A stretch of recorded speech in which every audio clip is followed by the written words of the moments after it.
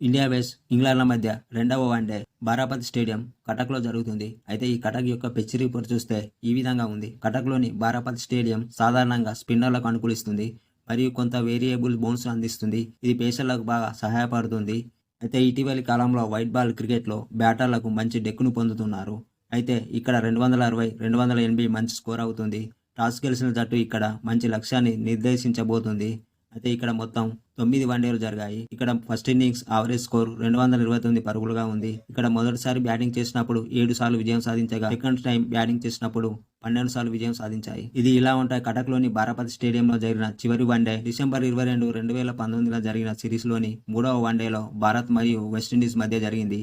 Toss ఓడిన తర్వాత ముందుగా బ్యాటింగ్ చేసిన వెస్టిండీస్ నికోలస్ పురాన్ 64 బంతుల్లో 89 పరుగులు చేయగా కిరణ్ పొలార్డ్ 51 బంతుల్లో 74 పరుగులు చేసి 315 పరుగులు చేయగలిగింది. టీమిండియాలో నవదీప్ సైని 10 ఓవర్లలో 58 పరుగులు ఇచ్చి 22 పరుగులు తీసుకోగా శార్దుల్ ఠాకూర్, మహమ్మద్ షమి, రవీంద్ర జడేజా తలో వికెట్ తీసుకున్నారు. ఆ తర్వాత బ్యాటింగ్ దిగిన భారత జట్టులో టాప్ 3 బ్యాటర్లు రాణించారు. రోహిత్ శర్మ 63 బంతుల్లో 63 పరుగులు చేయగా కేఎల్ రాహుల్ 89 బంతుల్లో 77 పరుగులు చేశాడు.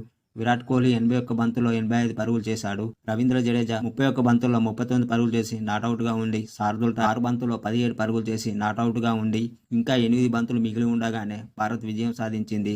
వెస్టిండీస్లో ఆల్రౌండర్ కీమో పాల్ 59 పరుగులిచ్చి 3 వికెట్లు తీసినప్పటికీ అతను ఆటను గెలిపించలేకపోయాడు. 85 పరుగులు చేసిన విరాట్ కోహ్లీకి man of the match award లభించింది.